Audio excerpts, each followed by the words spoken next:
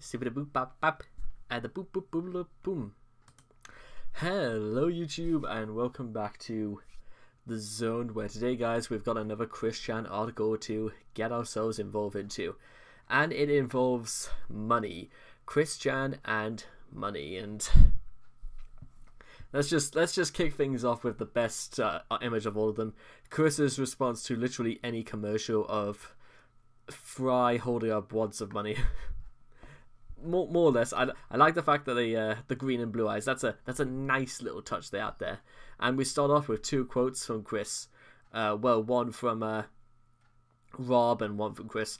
I'll call a tow truck, but now I have less than $20 between the bank accounts and PayPal. This is when his car broke down on the way from BronyCon. And one from Bob. He's not good at math when it comes to managing money. Bob Chandler understanding it. Yeah, say whatever you want about, Bob. At least he was pseudo-responsible when it came to money, I guess.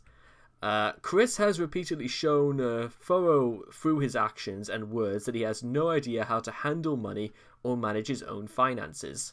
Between his impulsive spending, his greed and selfishness, his unwillingness to save even the smallest amount of money, and his massive sense of entitlement, Chris manages to demonstrate complete incompetence and ineptitude in managing financial affairs. Chris has repeatedly amassed debt on credit cards, only to have his enabling parents bail him out multiple times. Too lazy to work, he refuses to make or follow any type of budget or financial plan, instead spending far beyond his means, and expecting others to pay off his accumulated debt for him. It is clear that Chris has no idea what financial responsibility is, and that his enabling, delusional parents taught him nothing about how to handle finances while he was growing up. Irresponsible, careless, and thoughtless, Chris fails at just about every aspect of financial management that can be thought of. And there is a lot to go through, so let's just get started. But wait, Chris isn't employed.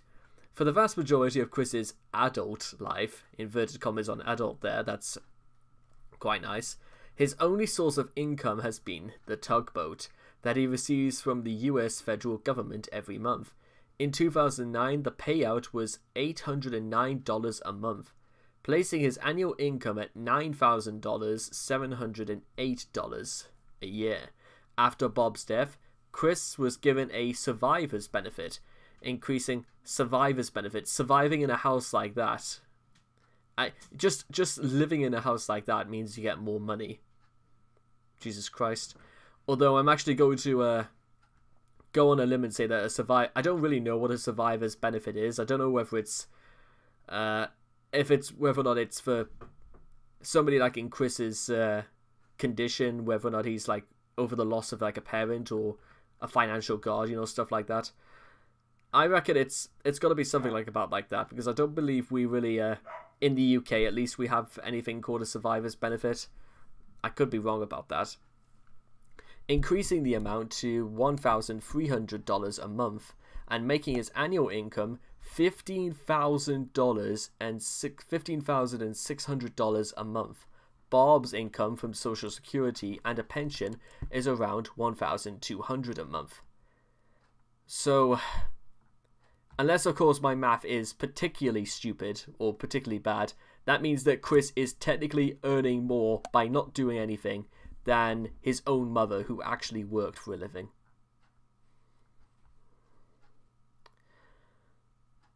Wow. That's a slap in the face, that, isn't it? Chris's parents originally took $450 to pay for room and board. This payment was later increased to $565 and then to $580. After Bob paid off Chris's enormous credit card debt, the rest of the tugboat generally goes towards video games, junk food, or other frivolous purchases. However, $229 per month, about $7.50 a day, was and is nowhere near enough to satisfy Chris's need for electronic entertainment, pornography, PlayStation Network downloads, a constant supply of chicken nuggets, gallons of Coke, and since the summer of 2009, alcohol. As of January 2010, he owed roughly $3,500 in credit card debt, some on cards of his own and some on cards he stole from his parents. Yeah, stealing as well is generally frowned upon. Just for those who are who didn't quite know this. Indeed, according to one of his bank statements, at the end of 1 month he had fewer than $3 left in his account. Even more, just by straight spending and no other extra income, he put himself $452.57 in the red. How much he gets to keep these days isn't known. My father helped me by getting my social security, and I get more a month than I could at a job, which is that is one of the biggest lies you could possibly ever expect from Chris. Yet with my impulsive shoppingness mostly controllable, no it isn't, I end up spending my side money after I get it. Because spending on shit he straight up does not need. Chris completely deluded and taking pride in being a lazy bastard. Couldn't have put it better myself, to be honest. Chris and impulsive spending. It's obvious that Chris has no grasp on the real value of money. True, he sees it as just something that is just inexhaustible, since he actively wastes as much of his monthly tugboat as possible on things like trading cards, sex toys, porn, video games, alcohol, makeup, toys, prostitutes, and weekly lottery tickets. Chris is a self-admitted impulsive buyer. His PlayStation Network account shows that he's never played more than half the games he's bought, and yet, astoundingly, he's still gone out of his way to buy all available downloaded content for every single PlayStation 3 game that he's ever purchased, and even for games he doesn't own. I'm actually going to just take a little bit of a pause right here, because I kind of wanted to illustrate something very, very quickly. There are millions of people, probably all over the world, who are impulsive buyers, people who simply spend without realizing the full cost of... They spend without realizing the price they have to pay, I should say. But the thing is that you usually do something about it. You have to realize that whatever your financial situation is, you can't solve problems by just continuing your habit. You're just saying, oh, I know I'm like this because I'm like this, so I'll keep doing it anyway.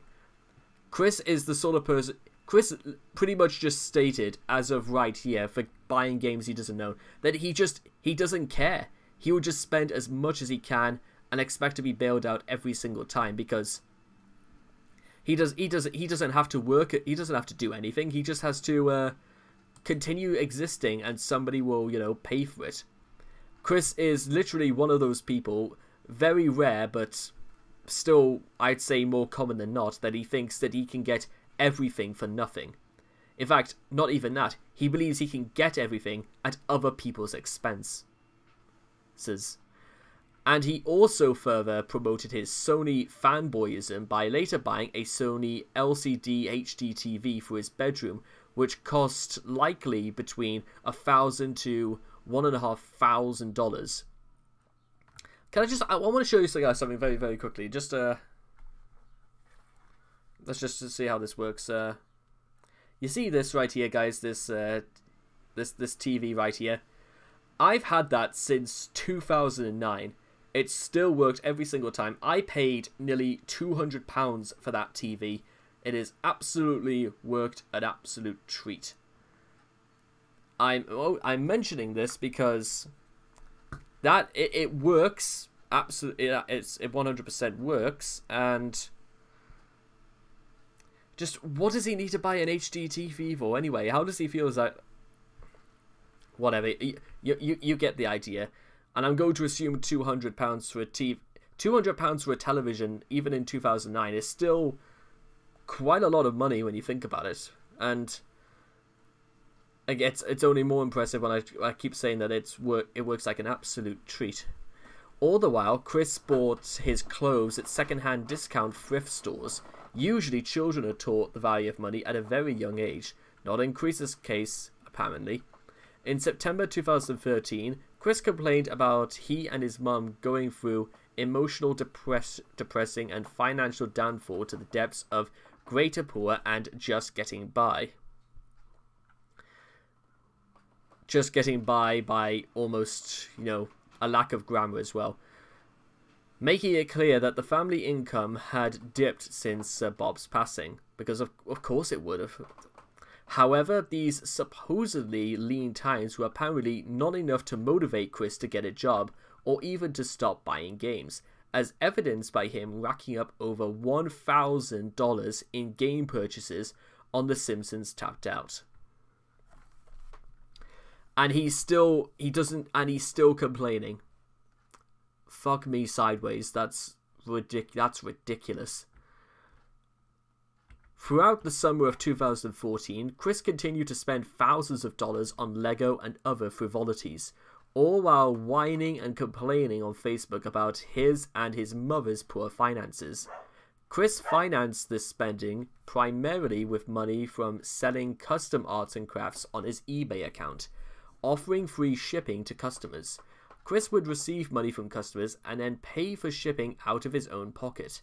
However, Chris would immediately spend money as soon as it was deposited into his account, often leaving him unable to ship products to customers who had already paid him because of his own financial irresponsibility and negligence. When several of Chris's eBay customers filed complaints against him because Chris failed to ship an order as promised and obligated, Chris responded by harassing and trolling the customers, posting their personal information in a public Facebook post on his... posting their personal information in a public post on his Facebook account, which is illegal and is going to get him banned from either Facebook or eBay, probably both. In light of this, Chris's future money-making prospects from eBay are dim, as most prospective future customers probably wouldn't want to risk being harassed or scammed by Chris. All the while, even as Chris's credit card debt continued to spiral out of control, Chris has continued to buy thousands of dollars of video games, Lego, and other frivolities. As if they were not bad enough, just days after putting his and Bob's cars up for sales at exorbitant prices, Chris went out and bought a 2010 Ford Focus, stating on Facebook that he had been approved for a loan, probably at a high interest rate. He also stated that paying for insurance on his new car was killing him. Okay, implying that either the insurance payment was costly, that he was having trouble paying it, or both. You know what? Listen, guys, I'm just going to say this right now. Actually having a car is actually... There are millions of ways you can make money out of your car. You could be a courier. You could be a delivery driver. You know what? We know fine well that Chris has a driver's license, so why does he not apply for a job as possibly a taxi driver or stuff like that? Although possibly because maybe of the amount of points he accumulated on his license, or, again, given his reputation, it would be very easy to assume that they would have just refused him a license or refused him any sort of payment. But then again, I suspect if he was like a delivery driver for somewhere like McDonald's or Wendy's, somebody would have probably accused him of, eating the orders or stuff like that. I actually would believe that. I genuinely would believe Chris would do that. But then again, if these seem like very simple solutions to these sort of problems, well, they're a start. But it easily implies there are plenty of things Chris can technically do to earn money. In January 2000, in fact, especially now, considering COVID-19 and delivery drivers are more relied on than ever before. In January 2015, it was leaked that Chris had spent an absurd amount of money on Nintendo consoles and games, racking up 585 transactions in the last 4 to 4.5 years. And actually, you know what? I think I might have done this before, but I'm actually going to do a calculation of how much that actually is. So let's see, 4.5 years. Let's say 365 times 3. Then we add 366, because we've got to count one of those as a leap year. And half of 365 is...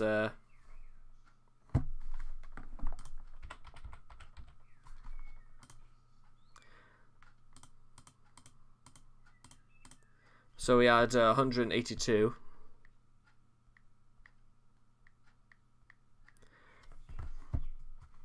So in 1,000, so let's, and we just, so in 1,643 and a half days, we divide that by 585. It implied that Chris bought something once, bought at least one item once every 3 days via Nintendo, whether it was a console, whether it was a game, whether it was DLC. He made one purchase every 3 days in that time. A list which includes useless shovelware, hordes of first-party Nintendo software, virtual console games, and both versions of a game he doesn't even like. 276 of these purchases are known to be handheld games, 8 are known to be video game consoles, buying a 4 DSs and DS. What the fuck does he need 4 of those for? That's shocking. That's shocking as hell. And 75 which are known to be console games. The grand total of all of Chris's listed purchases is $7,460.43, or $1,657.87 a year. Keep in mind, 39% of purchases Chris has on his account are not yet specified, meaning that the cost is not included in this already insanely high number. This information comes on the heels of Chris begging people for money to fix his mother's cavities, as well as the financial worries that his trials will undoubtedly cause.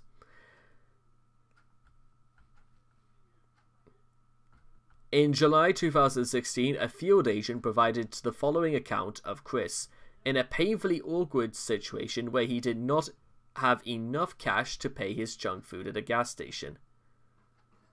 Hang on a minute. Have I actually... No. I was struggling there for a second because I know I've covered this very short story before in Chris and Mathematics, but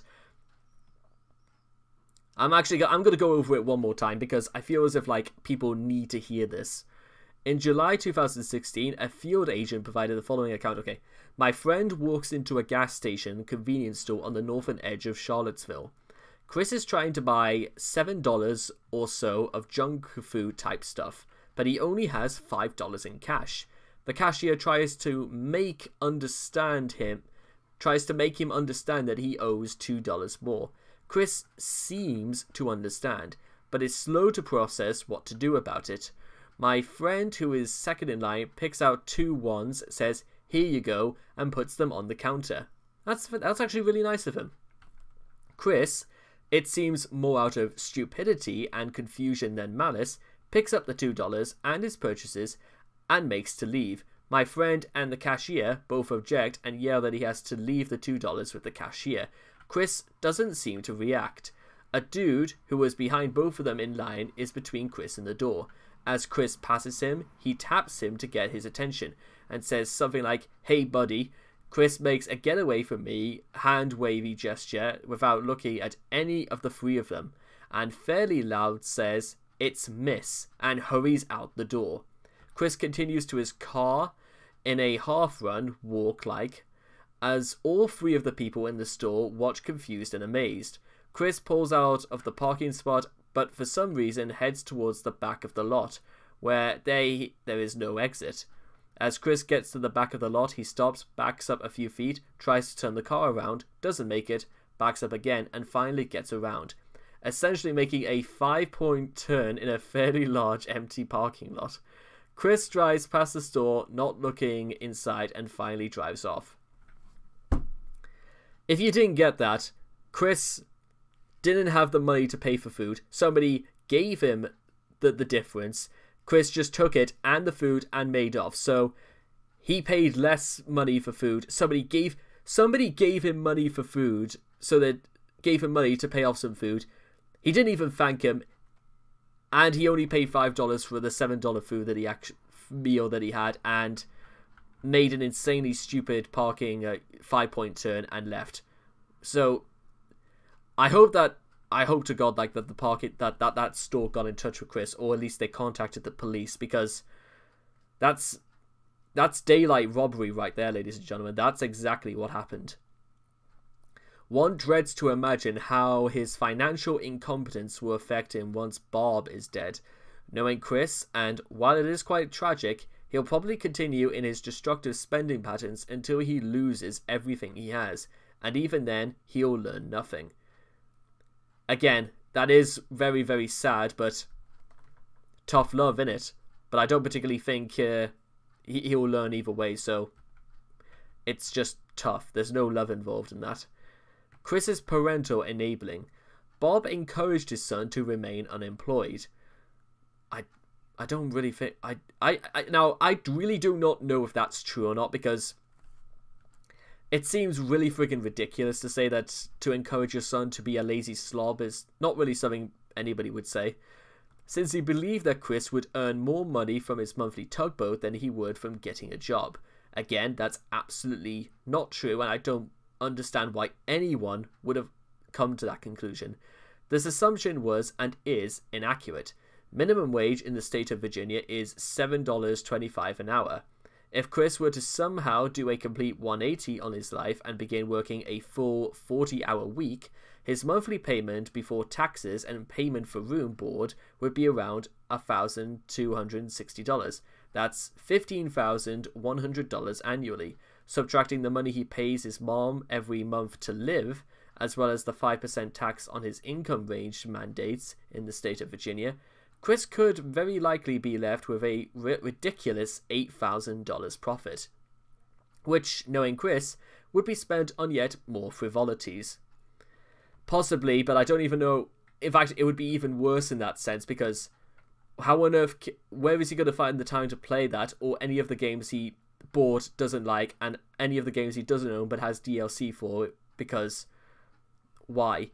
Contrast with the $2,748 Chris pulled in annually from the government after paying off his parents, and it becomes clear that Bob's encouragement came from either thinking Chris would lose his social security if employed, which he wouldn't, or the more accurate notion that his son is a useless failure. A very likely explanation for Chris's reckless spending is that his parents are at fault, to a degree at least. In addition to coddling him throughout his entire life, they managed to make sure that Chris has never felt the repercussions for his exorbitant spending or for anything else. By taking over paying Chris's credit card debt, regularly giving about $6 a day for small things, buying fast food on a daily basis, and continuing to let himself blow all his money on frivolities and useless stuff, as opposed to essentials like hygiene products, courses that could eventually help him onto the employment ladder, or clothing that isn't unbelievably tacky. Whenever Chris manages to get himself into trouble, he knows that Bob will come running to his aid and defend him, and dig him out of whatever mess he's managed to get himself into, even if it is clear that he is in the wrong. This enabling is the most likely explanation, in addition to his poor impulse control, for why Chris spends himself into debt is as much as he does. Fan funding, main article, list of Chris's financial enablers. What's this one? Chris explaining his economic theories, horrified onlookers, people with jobs. Oh boy, Chris's beliefs. This ought to be funny. Chris believes that by receiving and spending his tugboat on useless junk, he is aiding the economy and paying for other people's tugboats. What? This is a damningly moronic conviction, since sales tax goes to the state government, and these tugboats are paid with federal payroll tax, where Chris is hiding the printing press to afford this discretionally spending is unknown. Interestingly enough, while he has no clue how to handle money, Chris has an unhealthy fixation on his material possessions. In Viviteg's AMI chat, he stated that he did not want to sell any of his stuff, and in the Miyamoto saga, he refused to sell anything to help raise money for the trip to Redmond.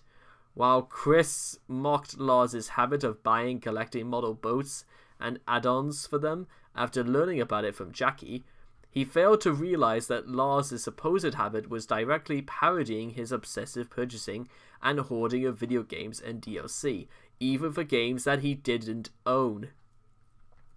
His mother has served as a bad influence regarding Chris's beliefs in material goods.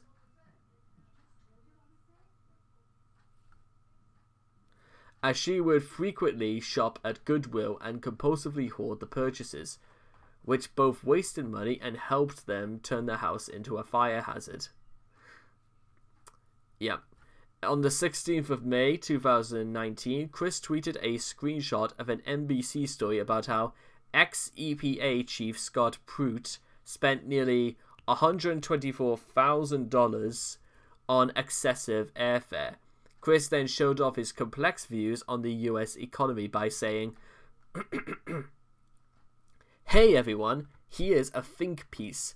If people didn't overspend so much, then there would be more money to give to charities around the world. And then that brought to mind that if things had not gone up in price, I know about inflation and that more money has been officially printed and distributed over the decades. There would be more to freely give to those unfortunate. Why, back in the day, we used to pay a nickel for a Hershey bar. A nickel, now that's $1, $1.50. I'm not saying $1.50, that's just friggin' ridiculous. We could be using that $1.45 to feed the hungry everywhere, but everyone got greedy for the green and didn't appreciate it as much. A nickel. Yep, grandpa people have been goofed with inflation and crap." Okay, right. Chris knowing about inflation, I'm absolutely going to go on a limb and say, no, he doesn't, and Chris does not know shit about money. Also, somebody who, again, I know this goes without saying, but somebody who spends so much on video games does not really have the right to start talking about being greedy. That's all I'm going to say about that. After the house fire, on the 10th of January 2014, 14 Branch Lake Court caught fire. This would undoubtedly place the Chandlers in grim circumstances, due to the costs of rebuilding the home and replacing what was lost. Some of his fans pooled their funds to send him a care package, with a money order for $500. I'd say that's about I'd say that's minus $1 than Chris actually deserves. If anything, Chris should be paying other people for this. Many concerned about Chris due to his wasteful spending habits hoped that this would be the moment in Chris's life where he finally woke up and realized the importance of saving when things like this happen. Unfortunately, not even that has broken Chris's thick skull throughout 2014. He wasted $5,000 on Lego sets. Don't ever give money to Chris. Bob's toxic influence. According to a troll with insider information, Chris was able to manage his own finances to a rudimentary degree, even after Bob passed away, although he still has an issue with not saving money for potential emergencies. The troll also asserted that Chris's financial hardships are caused in most part by Bob, helping herself to Chris's monetary accounts in order to attempt paying her out of control debts. Bob is the one who has serious debt.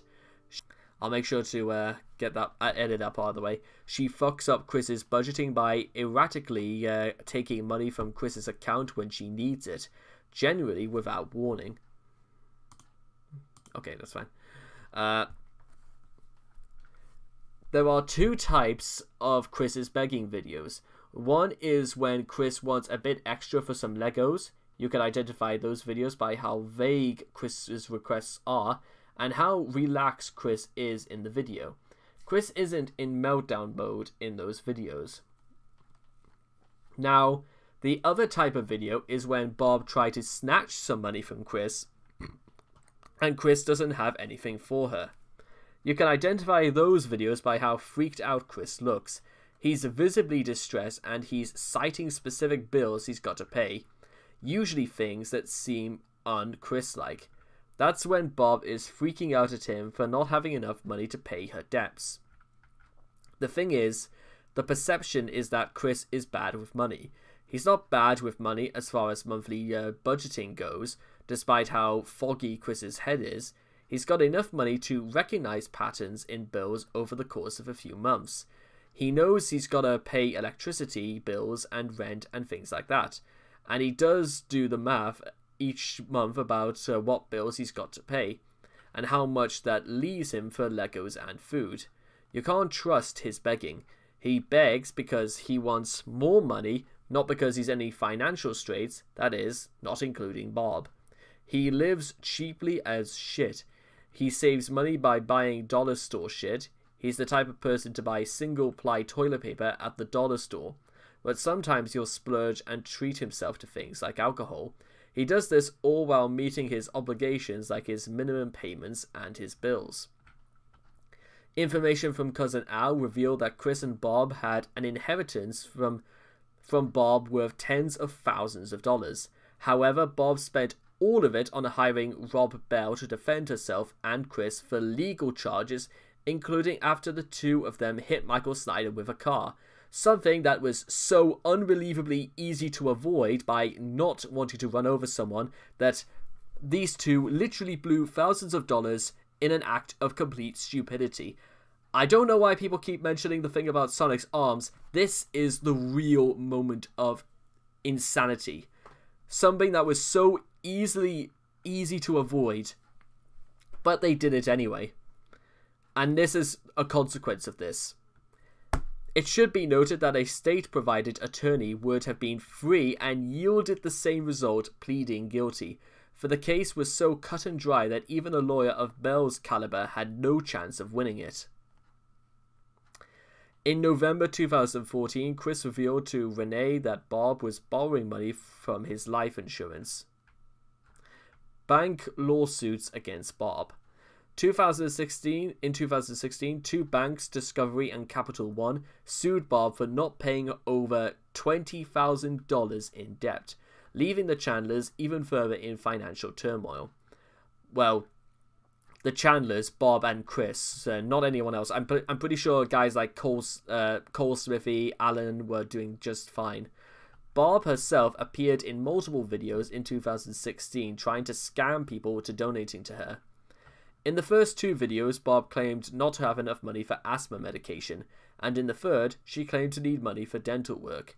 If Bob actually needed money for an emergency, she could simply have instructed Chris to sell some of their possessions in the videos. Chris's toys and Bob's hoard are clearly visible behind them. Debt, which we'll cover that in a separate video because we've still got a long way to go. Money-making schemes, wheeling and dealing, also known as return fraud. Chris has a habit of buying a product from one store for a lower cost, then exchanging it for a high amount of store credit at another store, which, yes, exactly, that's fraud, which is against the law. Lottery. Chris considers the lottery to be an investment and not a form of gambling in reality. In September 2010, he told Jackie the following: I invest $4 weekly between Win for Life and Mega Millions 2 plays each.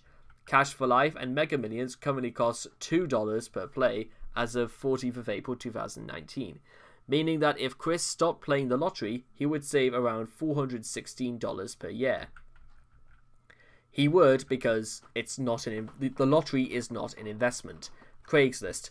In late October 2011, Chris posted a Craigslist ad for a 12-year-old 32 CRT television and expected a non-negotiable $250 for it.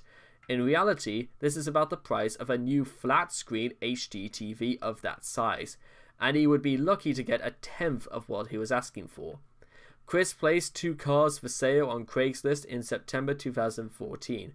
One was a dilapidated, rusty 1997 Cadillac with a cracked engine block that hadn't run in over a year.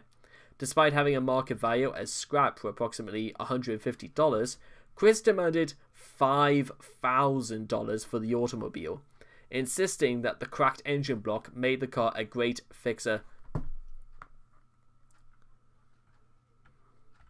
Chris also placed his mother's BMW Z3 for sale.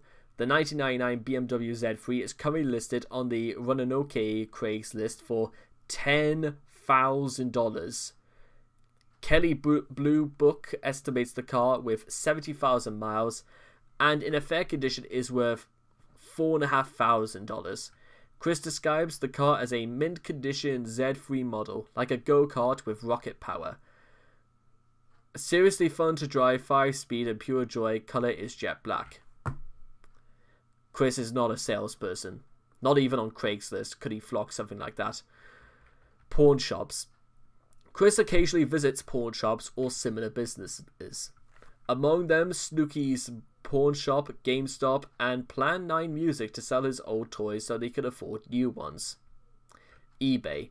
Chris has long used eBay to sell bits of his toy hoard. He doesn't put much effort into researching prices, and often lists items as vastly inflated prices. In August 2016, he listed a used VHS of Aladdin with a buy it now price of $3,000. There were no legitimate takers, probably because one could buy the same edition on Amazon for 1 penny plus shipping. But still, I don't know, if it was signed by Robin Williams, that might make a difference, but no. In June 2019, Chris's account was restricted and all of the active listings were removed. 2 reasons for the restriction against Chris are possible. Either his seller approval rating was abysmal, 84.7% on 21st of June 2019, or that his PayPal account was in the red. Quickville shopping. From 2014 to 16, Chris sold custom arts and crafts, finally monetizing Solitude through eBay, Etsy, and Lulu before losing his business due to stress. Kickstarter. On the 23rd of September 2014, Chris opened a Kickstarter project asking for $5,000 worth of Legos. At the end of the campaign, Chris raised $150 from 27 backers. Let's just, I'm going to do the maths again on this. Let's see, 150 divided by 27. Somebody donated at a minimum of like $5.50 per person.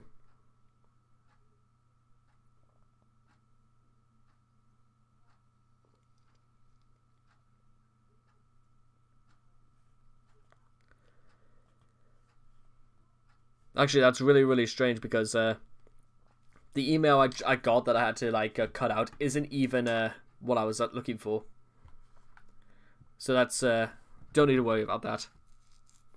Wish lists 2015. On the 13th of December 2015, Chris posted an Amazon.com wish list. It was filled with over $1,000 worth of PlayStation 4 consoles, Lego sets, and Skylanders toys. Screenshots of the wish list can be found here. Trolls responded by spamming the buying this gift elsewhere option. Chris believed that the items disappearing meant that he would be getting lots of toys for Christmas.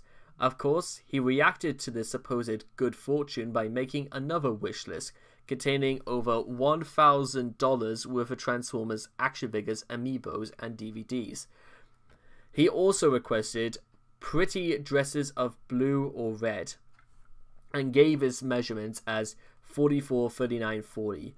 Notably, one of the items he had marked as highest priority was the Megatron pistol, implying that the original was lost or damaged in the 2014 house fire. In 2016, during February, Chris begged his audience to buy him a PlayStation 4 with accessories for his birthday. I wish there was like a tweet or something like that. He did not use Amazon, saying the Amazon wish list is a definite fickle.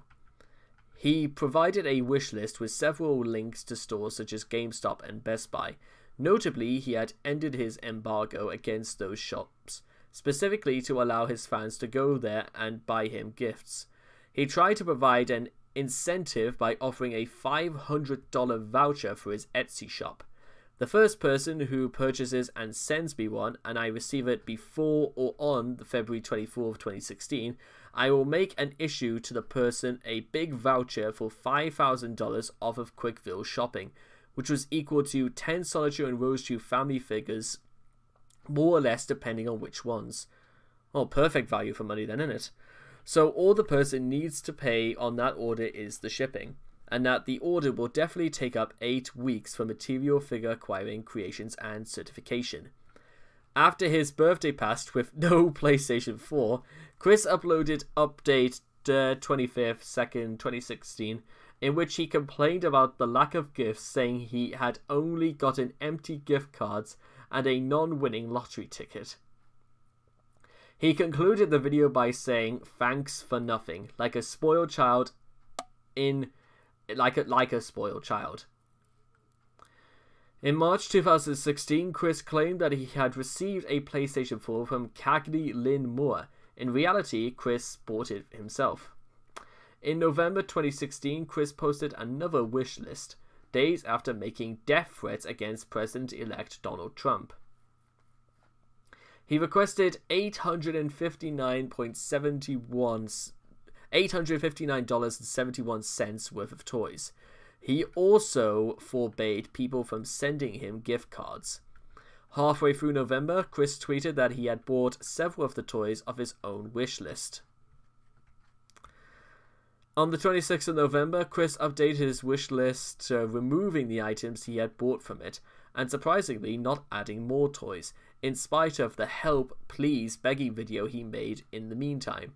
However, the updated wishlist links were all broken, due to Chris simply copy and pasting the message from an earlier post. He failed to notice, even though the post was a large page, not found error thumbnail on it. Like, does Chris even do... Chris does not plan these things out if he's just...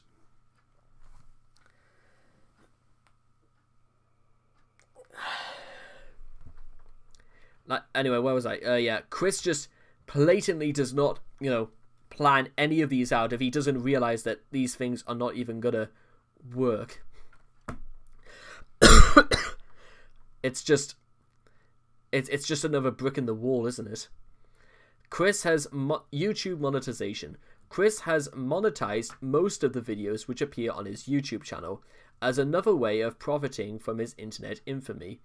As further proof of Chris's entitlement issues, Arthur Spatchcock discovered that at one point around March 2016, Chris received $80 and was pissed that he hadn't gotten more. To be honest, Chris doesn't deserve anything, to be honest, but that could just be me. This is going to become a pattern. Chris is going to do one of his Let's Plays, followed by an e-begging video, and then polish it off by purchasing some dumb thing he doesn't need in excess of $50. He knows how this system works, and it's the greatest amount of payoff with the least amount of work. The first time when Chris played Destiny, he made $80 from YouTube, and was surprisingly pissed it was that small. Fuck that, I want $80 from YouTube. Then he makes a video whining about how he needs more money, and lo and behold, he gets even more. If anything, people are contributing to his float, and that conveniences him he can get away with being frivolous that much more. Social Blade estimates that as of the 12th of December 2019, Chris could earn between $245 and $4,000 per year. But there are many factors such as content ID claims that make it very difficult to estimate the true value of any YouTube channel. Let's Plays. Just let me get rid of that again. Sorry about this.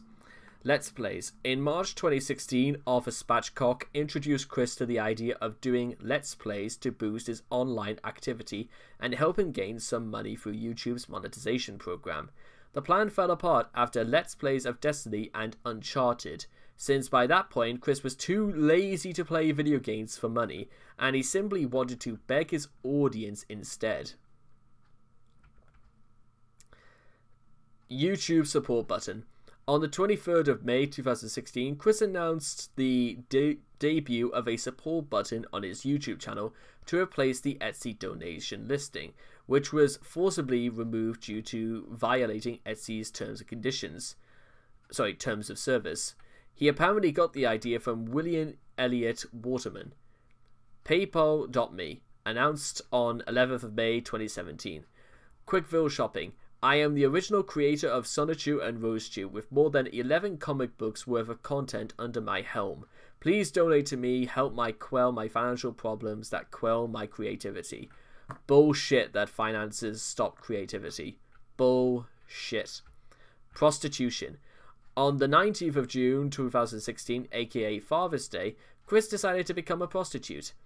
He has yet to receive any takers. Good. Begging. This is one of the biggest ones actually, and this is actually going to be a part of the financial crisis, which I will cover in a separate video. Chris proving he has zero self-awareness. Just look at all this. I'm going to enlarge this image for just a second, but just look at all this garbage he has accumulated over the years. And him begging for more money just so he can pay for, so that this stuff could probably reach the ceiling. One of the earliest instances of Chris's e-begging for money was in December of 2009. Chris exhorted his alleged European fan base to donate 1,000 euros in order to remove troll ads from the Wikipedia. In 2014, after his house caught fire, Chris again resorted to e-begging for money, placing extra emphasis on "my mother and I really need the money," despite dropping more than $5,000 on expensive Lego sets to feed his worsening addiction. One would think that Chris would have wised up to the fact that his wanton spending and lack of gainful employment are contributing to his woes, but one glance at his May 2014 Facebook post could easily tell you that he's seeing his situation as an avenue to get to stuff from people. The most ridiculous of which being a $300 sea cow on his wish list. I don't even know what that is. Which would not benefit anybody but himself in the slightest. In 2016, Chris's e-begging drastically increased as a result of the channel's stubborn refusal to live within their means. That year saw Chris spend over $1,000 on toys, while both Chris and Bob had court cases resolved which penalized them with steep costs. In addition, Bob joined in to the begging, appearing in 3 videos so far. He asked for donations, or at least mentioned them, in many of the posts and videos he made in 2015 through 2016. At first, this was supposedly to fund his production of Sonichu merchandise, but he later shifted to saying that he and Bob needed help with paying the bills and buying groceries, while it's entirely possible that Chris was simply lying to get more money for useless crap. This indicates that the financial hardships which many people have warned him about have finally arrived. One time will tell how his financial situation ultimately plays out. But given his attitude and inaction, the future definitely doesn't seem bright. In the comic, it is clear Chris has no idea how money works. Sonichu, Rosechu, Patty-chan, and most likely all of the other characters live off welfare, just like Chris in real life. He seems to have no concept of tax, or that it's the American populace who pay for his bullshit. Sonichu and Rosechu are living in a 2-story house with an attic offered by the city, and they are paid an average of $3,500 US a month just to hang around, and maybe for the occasional city defense or errand. While legislating as mayor of Quickville, he equated 10 years in prison to a fine of $1,500 US. He also equated 50 hours of community service to 500 for any sexual violations. In episode 19, it's shown that Quickville actually issues its own currency in the form of the C quarters and W quarters. That's not how quarters work. 10 C quarters make up a W quarter. Don't bother asking how that makes sense in any way, considering what the word quarter means. Our best guess is that C quarters have the value of 25 cents and W quarters equal $2.50.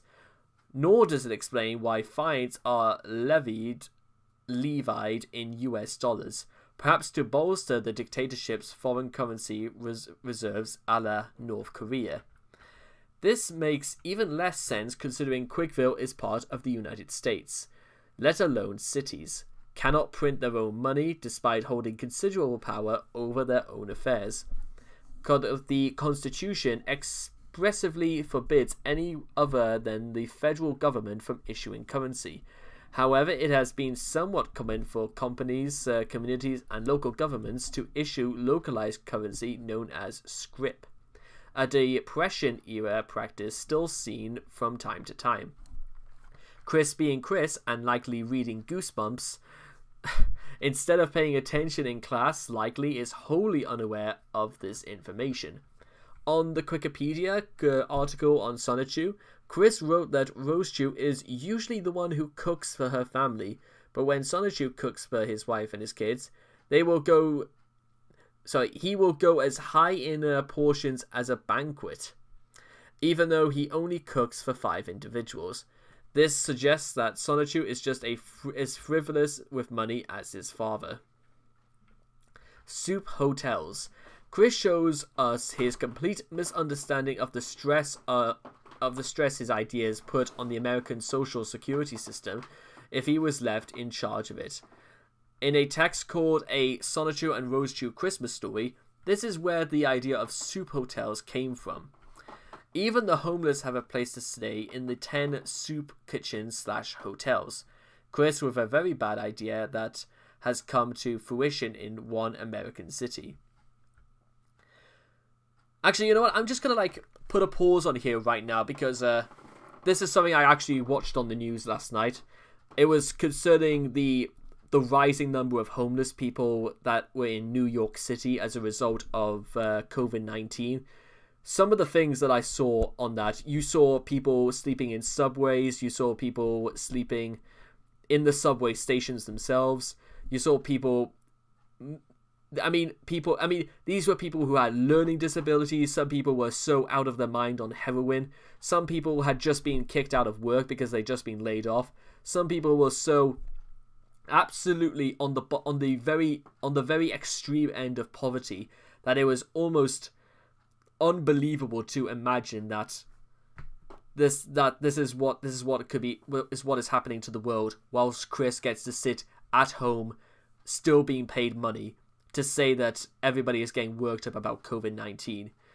I mention this because what's actually happening in the UK is that hotels, like your Premier Inns, your Holiday Inns, travel lodges, even...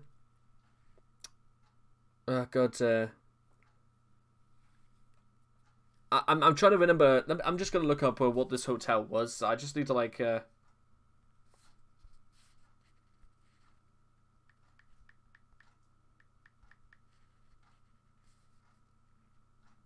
yeah, that's it. Even the Claridge's Hotel, which is one of the most expensive hotels in the world in London, all of these hotels are actually opening their doors to the homeless. We are actually going to very large extents to keeping the homeless off the streets, so they don't die, and so open to the cold and so open to COVID-19.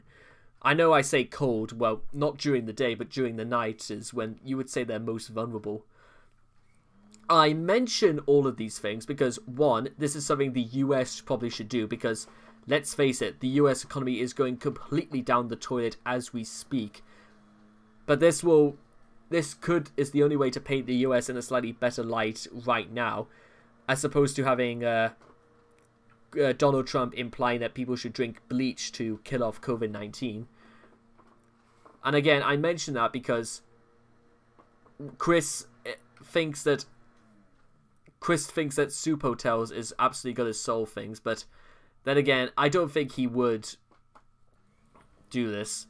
In fact, actually, maybe that's something somebody should ask him, based on what's going on regarding the homeless, that does he think this is a good idea, especially about COVID-19? Would genuinely love to know what his response would be, because he would go into another rant about COVID-19, I suspect. Chris depicts Soup Hotels as buildings 10 stories tall with between 10 and 20 rooms per floor, equipped with single bathrooms, beds, lighting, and cable television. Of course, the homeless stay there for free, so instead of building homeless shelters with dormitories, common rooms, and shared TV sets, Chris thinks the homeless should be treated to all the comforts of a bona fide hotel. This means that in Quickville there are around 1,500 homeless people left outside. This might be the result of the local industry, choked by heavy taxes needed to pay those social expenses, being able to make a profit and thus moving away. In Sonichu number 10, Ultra Sonichu and a bevy of roast chews stop at a Soup Hotel.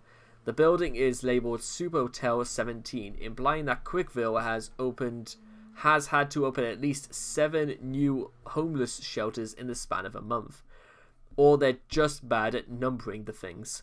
Or more telling, that the economy of Quickville is crashing to the ground fast. In other works, in Mumble number 6, Chris discussed making a TV show called The Chris Chandler Show. One of his demands was the show should not have any commercial breaks, either showing a distinct lack of understanding as to how a TV station makes money, or perhaps he plans to sell the advertising fees to a single company so that they can play a long ad in the beginning of the airtime and leave the rest of the show uninterrupted, a la the season premieres of 24. We cannot know for sure, but he has probably seen at least one show that has done this and gathered the idea from there. In Mailbag 29, he stated that $10 an hour is a reasonable price to pay for sex with a prostitute. $10 an hour.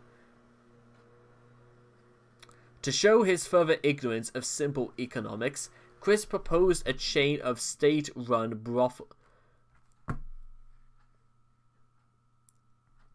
I didn't remember reading that when I was doing the article about Quickville. Jesus Christ. No, I will not have sex with a Sonichu, not even if I was paid. Where this shockingly inexpensive fee would not only pay women for sex, pay the salary of a pimp, pay for STD testing for the prostitutes, but would also pay for the sex ed classes for virgins. In real life, according to Chris, he tried to scam his way out of paying for sex with a Craigslist prostitute, who was charging $100 per hour, by telling her about the trolls. His life story and his many personal problems, he said the prostitute then hung up on him. Chris also proves us that, in the possibility of being part of a family, he wouldn't be the main provider. In the Playing House video, his sweetheart of the moment is portrayed as a successful journalist with high ambitions, while he's a stay-at-home dad. Even then, he portrays himself doing hard work like changing diapers and watching over the kids. In this last role, he's so incompetent that he needs to recruit his preschool daughter to watch over his son while he's shopping. This is paralleled by his real-life situation. With Bob gone, one would assume that he'd be the man of the house, and assume some responsibility for once. Unfortunately, technically that should be, one should expect it perhaps, as evidenced by his admission in court, Bob is still pulling his ass out of any such concept by paying his court fees. Keep in mind that by extension, Chris is being minded by an ailing woman's retirement money, which was used to bail him out of a mess that he started, while he wastes his own money on meaningless frivolities. Conclusion. Given Chris's carefree abandon when it comes to his spending habits, many are actually concerned as to what will happen to Chris when Bob passes on and he has to fend for himself. If past and present experiences are any indication, It's that if Chris continues on his path of not saving money and spending it on frivolous crap that he doesn't need, he'll wind up broke and in severe debt. A past conversation with Clyde Cash revealed that he doesn't know the basic expenses that go into running a household. And we all know how Chris's plan of marrying a sweetheart to dump all of the financial responsibilities on her will turn out. Long story short, if Chris doesn't start saving for his future now, then when Bob finally passes on, he won't have one to look forward to, and he'll probably blame himself. But of course that he won't. He'll try, of course, to not blame anyone else. And all the references here. When was this? 12th of April 2020 at 26 minutes to midnight was when this was last edited. And so that, ladies and gentlemen, was Chris and money. Although, something else I wanted to also explain, because some people have actually speculated that when it came to Chris and his pets and the expenses needed for them as well, one would also assume that the reason why he's just getting rid of animals left, right, and center is because he realizes that he can't pay for them. That's possibly why him kidnapping animals has sort of like come to a halt, because he must have realized that he's paying far more money for sick cats that were dying, not long being brought into his care. Just, if there's anything we can learn from this, ladies and gentlemen, is that this is why it's important, well, to do things like that go completely without saying, like not spending money every single day on rubbish that is going to underlie your health and underlie your bank account. Also, doing shit that is completely, you know, delusional, like, you know, hitting somebody with your car. A planned attack on somebody is probably not the smartest idea, because you blew away thousands of dollars of somebody else's money when you could have gone to a lawyer absolutely for free, but then you would have lost the case because there is no defense for hitting somebody with the amount of witnesses there. And if there's only one thing we can take away from this, just don't be like Chris. Be more like you and less like Chris. It's just like Numb by Linkin Park. Be more like you and less like him. God, I miss Chester. I miss Chester far more than I miss Chris. I'll literally, in fact, actually, that's actually a really interesting point. Even by the time Chris's time comes, how many people do you actually think are going to miss him in the grand scheme of things? His animals? Probably not. Or what about all the people he, you know, deceived and harassed over the years? Probably not either. And then, of course, he'd be saving, you know. But quite frankly, like, like I said, there are plenty of things Chris can technically do to, you know, make money. But he's just taken every single step to, you know, making his situation worse. If all he had to do was just ask people for support, this would be just the best thing he could have done. But he won't, because that requires far too much work, and, you know, it underlies his ego more than anything else. Again, I've done this for so long now that I should not be surprised at this, but it's very, very dumb all the same. So anyway, I hope you guys have enjoyed this article of Chris and money. Please leave your thoughts and comments in the comment section down below, and I hope to love you guys again in the next video. Take care. Bye bye for now.